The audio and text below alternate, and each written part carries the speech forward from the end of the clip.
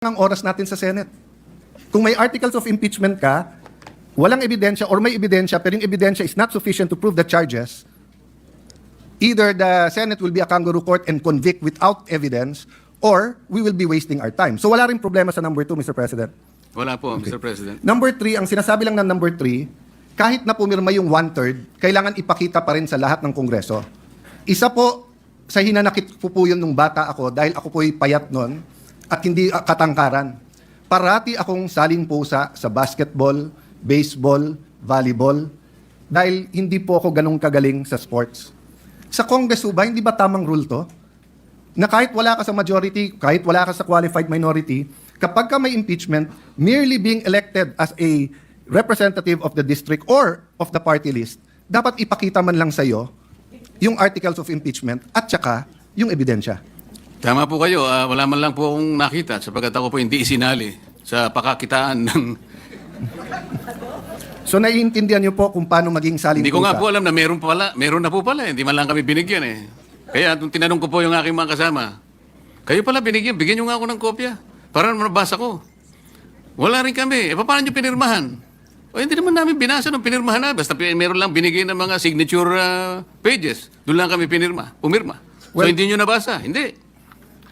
God and the world has a way of correcting itself because now I have the privilege of serving the people here, not as a saling-pusa, and definitely, Your Honor, as chairman of the Senate Blue Ribbon Committee, is not a saling-pusa here in the Senate. In fact, you are an esteemed neophyte with a very powerful committee. So, again, number 3 is just a simple walang saling-pusa rule, which is very good. Number 4, respondent have the opportunity to be heard on the draft articles of impeachment.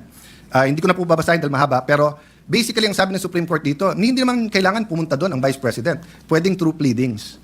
Meron po bang masama dito, Mr. President, na kapag may na-impeach, bigyan man lang siya ng kopya at pasagutin muna siya sa House bago siya pasagutin sa Senate? May masama po ba dito? Wala pong masama, Mr. President. Ang totoo nga po, sinasabi nga na dapat i-repair po lahat ng impeachment complaints, kahit na yung pinirmahan ng 1/3 o higit pa, i-repair sa Committee on Justice.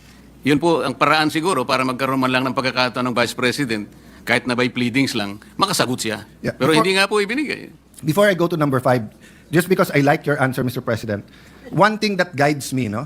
So in coming to my decision with this, I follow 2 books. One, the Bible, which is of course a covenant between God and people, tayo, and the Constitution, which is a covenant among the Filipino people and the government, no? Alam mo, both books talk about due process. Ang Panginoon, nung kinain ni Adam at Eve yung prohibited fruit, nagtanong muna siya, ba't kayo nagtatago? Hindi nag-accuse, nagtanong muna, pero alam na ng Diyos. So ang ibig lang sabihin ng due process, sabi ng desisyon ng Supreme Court, magtanong ka muna bago ka humusga. So Mr. President, I was thinking, what if naging masyadong emosyonal yung eleksyon ng huli and one-third of members of Congress ay naging anti-administration at ang kinaharap natin ngayon ay isang impeachment labang kay President Marcos at pag siya'y na-impeach, magiging presidente si Vice President Sara. I wonder if all of us in this room and out of this room will still have the same paninindigan. I hope I will. I'm not judging. I am just saying, Mr. President, what helps me is those 2 books, but also to put myself in the opposite side, to put myself in that position. What if, so I'm looking, I see my good friend, former Senate President Zubiri, shaking his head. So natanaw ko tuloy si Senator Kiko. What if Vice President Lenny and Senator Kiko won in 2022? And what if ang ini-impeach ngayon ay si Senator Kiko? I hope yung decision ko to support this decision would be the same. Tama po, dapat walang pagkakaiba. Wala saan pagkakaiba. So number 5, a reasonable period of time determined on the basis of complexity of charges must be given to all members of Congress. Kasi lumalabas po, yes, tama si Senator Soto, ibang mode yung 1/3. Pero lumalabas po mismo sa pleadings, mismo sa sinabi ng House of Representatives, wala pang 3 oras. Yung ibinigay sa mahigit 200 na pumirma, samantalang ang complaint is a few hundred pages. Tama po ba? Mahaba pong pahina lahat ng sinabi sa akin, Mr. President, at hindi po nila nakayang basahin sapagkat wala nga silang kopya. Humihingi po sila ng kopya bago pumirma, ngunit wala pong ibinigay. Yun po yung sinabi sa akin ng mga ilan sa aking mga kasamahan doon. Yung number 6 po, Mr. President, madali kasi kailangan yung impeachable act is an act done while they were in their present office. So wala naman pong problema dyan. Meaning, kung may nagawa si Senator Cruz nung konsyal pa siya, pero ngayon Vice President na siya, hindi naman siya pwedeng impeach base sa ginawa niya nung konsyal siya. Tama po. So madali po yon. Number 7, at the very least to accord the opportunity to be heard under the requirement of due process in the procedure under Article 11, Section 3, Paragraph 4, after the draft articles of impeachment and required proof arrived at. Letter A, the House of Representatives should provide a copy of the draft articles and its accompanying evidence to the respondent and give her an opportunity to respond within a reasonable period. May problema po ba dito? Wala po. Kapag ka ganito kabigat, natatanggalin mo ang isang impeachable officers, tama po ba yung surprise? Hindi po. Parang, eto yung wag mo nang tignan, 1/3 naman kami, sa Senado ka na, sa Senado ka na mag-reply.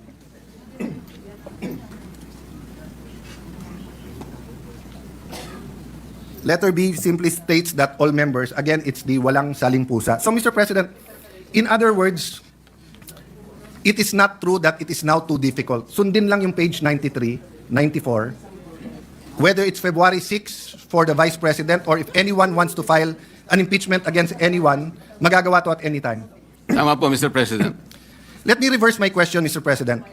Dapat ba maging madali mag-impeach ng isang officer? I'm asking, of course, your opinion that I value, Mr. President. Depende po sa ini-impeach na opisyal. Pero kinakailangan po hindi dapat magmadali. Kaya dalawa po kasing bagay yun eh. Kailangan po siyang mapagbigyan ng due process niya at gaano man po karami yung ebidensyang inaharap sa kanya. Bigyan natin siya ng pagkakataong makasagot. So maaari pong mahirapan ng konti, tumagal ng konti. Ngunit kailangan po natin ibigay lahat ng proseso sa ini-impeach at sa mga nag-i-impeach. I value your answer on due process, Mr. President, and that's my second point. But if you would just also accept, or maybe I can put on record, I'm of the personal view, hindi dapat maging madali mag-impeach ng isang impeachable officer. Bakit po? Unang-una, iilan lang po sila sa ating bansa. Ombudsman, member of constitutional commissions, President, Vice President, Supreme Court. Hindi dapat madali dahil it's an extraordinary remedy in extraordinary circumstance not to penalize them, but para protektahan ng ating bansa at para nga po alisin sila sa equation if they will damage our country. So the difference po with this impeachment sa iba, at least the impeachment of President Estrada, President Arroyo, and again, may I be sensitive especially to my friends here, no, who are of that administration, was with us, against us, or like Senator Jinggoy and Senator JV. Yung feeling kasi doon is that if there was another day na hindi na impeach, magagamit yung opisina na yon kasi presidente pinag-uusapan. Ganon din sa Chief Justice, na habang nandun ka, ma-impluensyahan mo yung korte. Pero pag pinag-uusapan mo Vice President ngayon, wala naman siyang hawak na departamento. Wala siyang hawak na agency. Wala namang police, militar, NBI, Coast Guard, whatever under sa kanya. Yes, we should hold her accountable kung may ginawang mali. Dapat i-impeach pag may ginawang mali. Pero it's not true that today and tomorrow matters that much. Because wala naman siyang opisina na magagamit not only to cover her tracks or to damage the country. Di ba? In fact, I doubt kung walang perpetual disqualification yan, baka iba ang suma natin ngayon. But I don't want to go to the political aspect. The point I want to make, Mr. President, is para tayong nag-Goldilocks, pag gusto natin yung i-impeach natin, so nung time na yon na gustong impeach si President Erap, padaliin natin. At kung hindi, walk out tayo. Oh. Kung kakampi mo si GMA, pahirapan natin. Kung kakampi mo si Duterte, pahirapan natin. Di ba? So, in that point, I see why the Supreme Court, they made a statement Nag-statement sila about history. Sabi ng Supreme Court, ito po, sa page 94, we understand our history. We have learned that in the past, momentary desires to do what is convenient and concede means to ends have inadvertently created precedents that weaken the succor of law for those who dissent, or those that are society's margins, or those who have fallen out of grace from the powers that be. We have learned that the clash of political interests in the past, often disguised by noble intentions, have obscured the need to address the real problems of corruption, inequality, poverty, and disempowerment faced by our people. Kung ito lang po ang sinabi nila, Mr. President, sasabihin kong hindi ba namumulitika yung korte. But sinabi nila to after page 93 na iniisa-isa nila paano mo i-impeach eh. So parang nga tinuruan na ang Senado at saka House, gusto nyo impeach ang Vice President o sino man, sundin nyo lang to. Wala na kayong problema. So I think in that sense, Mr. President, it's a balanced decision. Ang question, Mr. President, yung tanong ni Senate Minority Leader, former Senate President Soto, operative fact, Mr. President. Mr. President, may I venture to answer the question of Senator Soto nung tinanong niya, ano to? Diba? Ano to yung nag-robe, etc. Nasagot na po kasi ni Sara Geronimo yon. Nung sinabi niya kay Coco Martin, there was never an us. There was never an us. Sinabi kasi ng Supreme Court na void ab initio to. But I have a reason, Mr. Minority Leader, former Senate President, and Senator Ping, why I bring this up. Because I agree with Senator Ping na ano ang i-dismiss natin. Because ang sinasabi ng Supreme Court, and that goes to my last point, for your consideration, Senator Marcoleta, sabi ng Supreme Court, there was never an us, ibig sabihin, void ab initio. So wala tayong i-dismiss. So theoretically, if we do not do anything today, we are following the Supreme Court decision. Except, yeah, that's why I'm agreeing with you. So agree with me when I'm agreeing with you, Mr. Senate President and Senator Ping. However, human nature is that if we do not do anything, people will say it's pending. And we do have the 1 year, one filing bar. So the Constitution did not intend that every single day of your life as ombudsman, as vice president, may nakatutok sa yung impeachment. So it is also fair to the Vice President that we dispose of this. The question now is, if it is void ab initio, why did the Supreme Court not apply the doctrine of operative fact? In my research, 2 reasons. One, hindi po bringing up ng House of Representatives ito. Bringing up po to ng House of Representatives later on in the MR. Number 2, there is a rule that kapag ka magkakaroon ng injustice or may ma-oppress, hindi pwede yung operative fact. So since my finding, please correct me, Senator Marcoleta, if I'm wrong. Since my finding po ang Supreme Court na sinircumvent yung 1 year bar, hindi ka ngayon pwede mag-operative fact kasi para mo ni-reward ngayon yung circumvention. Am I correct sa Yes, Mr. pagkaitingan? President, because the doctrine of operative fact is based on equity and fairness. Wala pong equity talaga eh. Hindi po sinunod ang mga tuntunin. So, sa umpisa pa lang, nagpalusot na, kaya hindi po pwedeng gamitin yung operative fact. I see former Secretary Jeremiah Bellica in the crowd. Sa ease of doing business na si Majority Leader and si Senator Ping, I think, were the sponsors, di ba, or the authors of the law. I don't know kung, ang alam ko, covered ang Congress dun eh. So, kapag 10 days, at kasi ministerial yung sabi ng Supreme Court eh. Kapag ka nag-file ka ng impeachment, yung 10-day, 3-day, ministerial yon.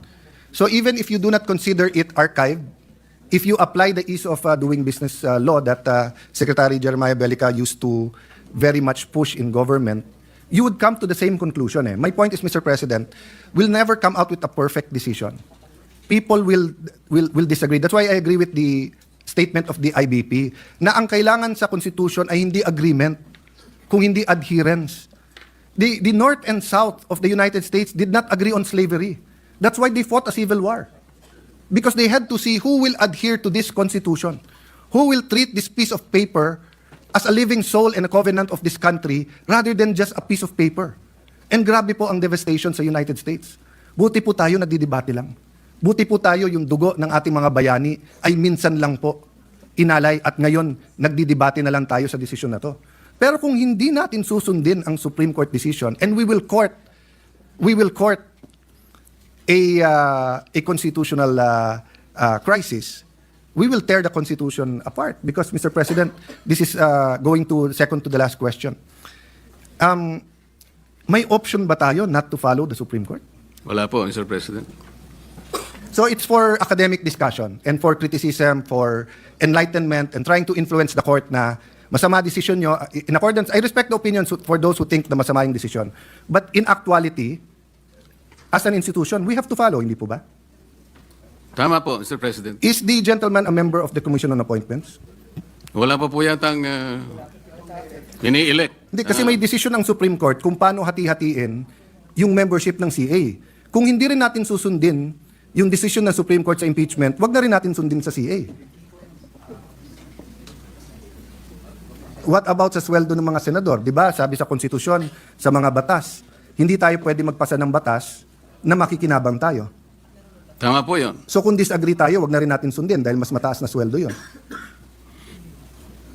Kailangan po kasi palagi nating isasaalang-alang kung anong sinasabi ng desisyon ng Korte Suprema at hindi yung sarili po nating nilalayon o sarili nating interes. Correct po ba? Especially when we disagree. Madali kasi magsang-ayon pag we agree eh. Tama po. Maraming magsasabing nag-uusap tayo through microphone but we agree on many things. But mas mahirap when we disagree. Tama So, po. Mr. President, so since we disagree slightly on dismiss, would the movant, the distinguished senator, consider na ma-amend yung motion that the Senate obey or follow or anong tamang salita na acceptable sa minority, the Supreme Court decision?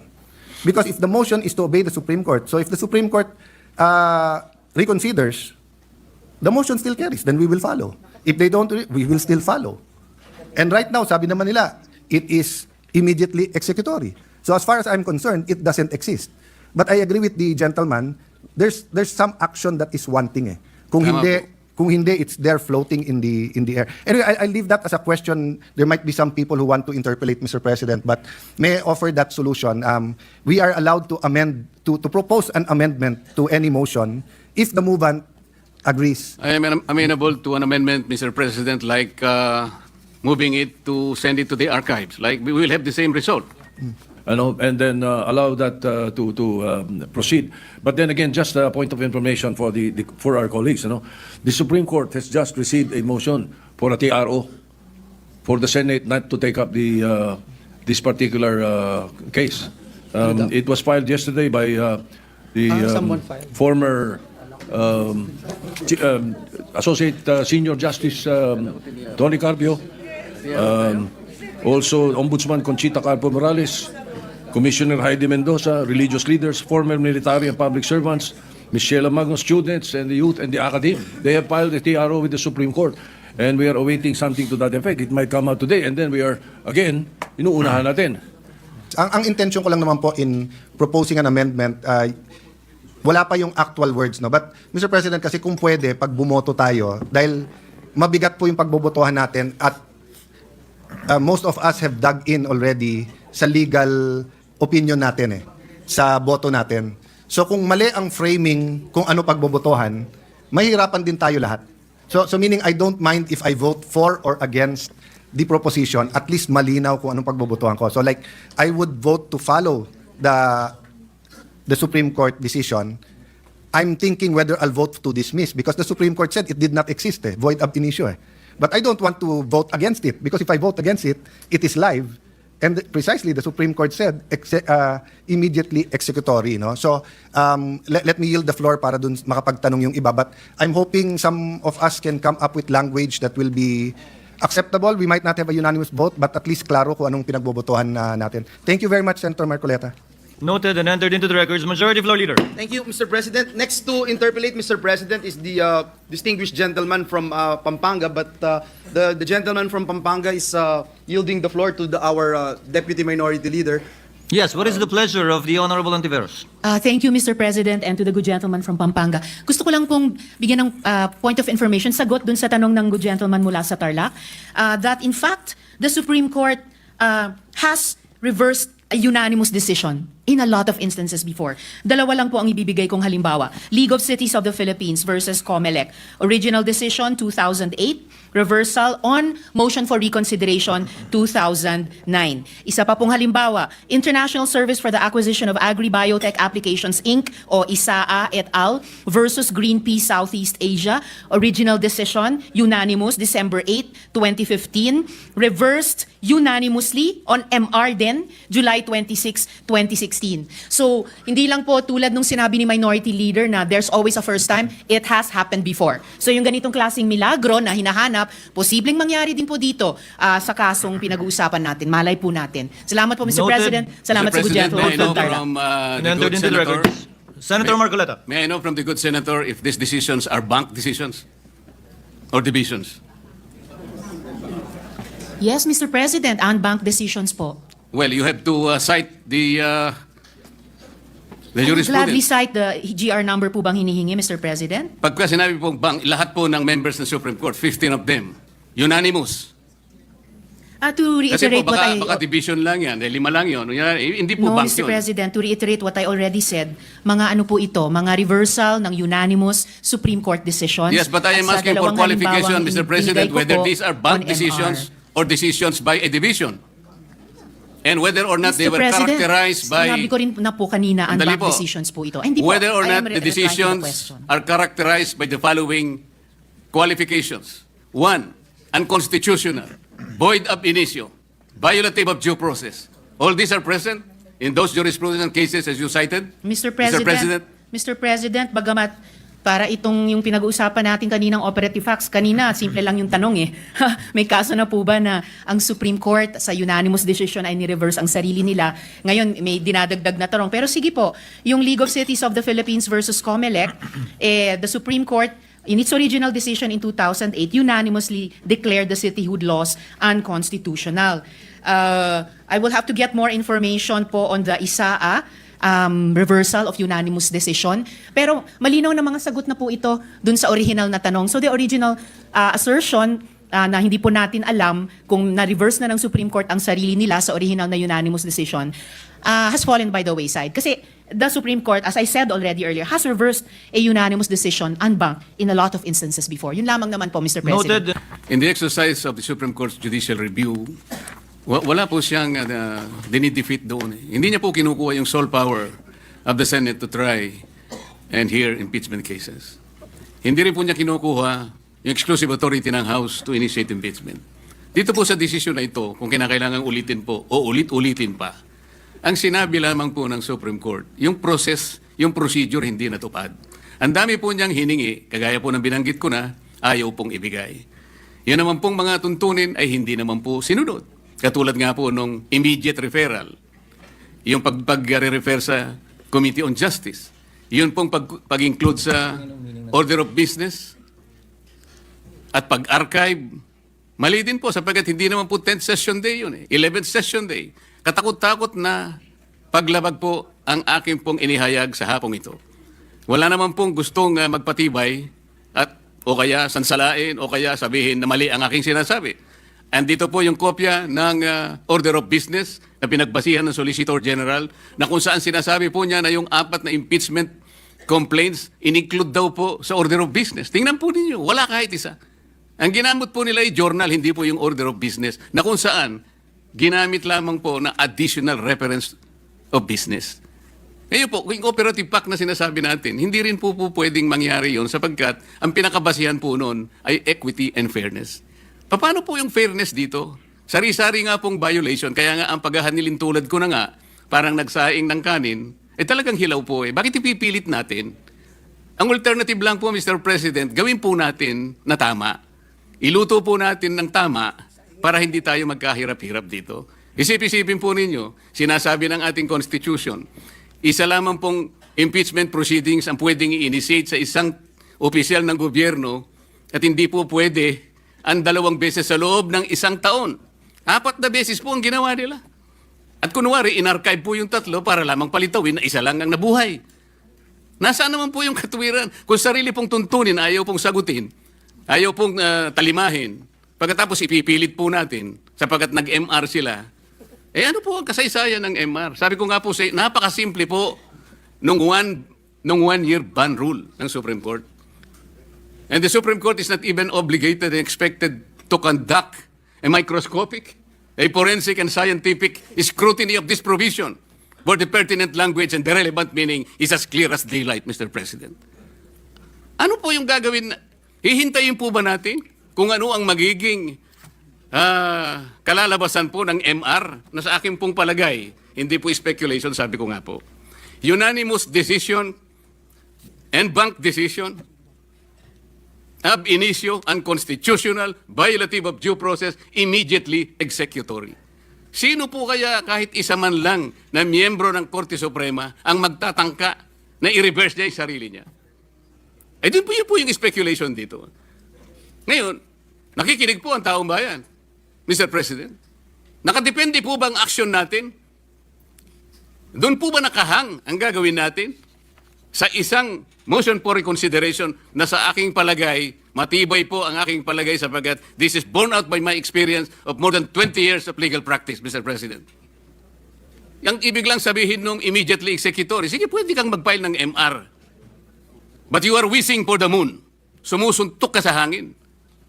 Yun po ba ang basihan natin? Kaya hindi tayo makapag-desisyon, Mr. President? Sana mayroong mas matibay sanang desisyon. Meron sanang mas matibay na katuwiran. Hindi yung pong nakasalig po sa hangin. Nakasalig po kung puputok ang bulkan o hindi. Hindi po yata ganun. Ang gawain ng Senado, Mr. President.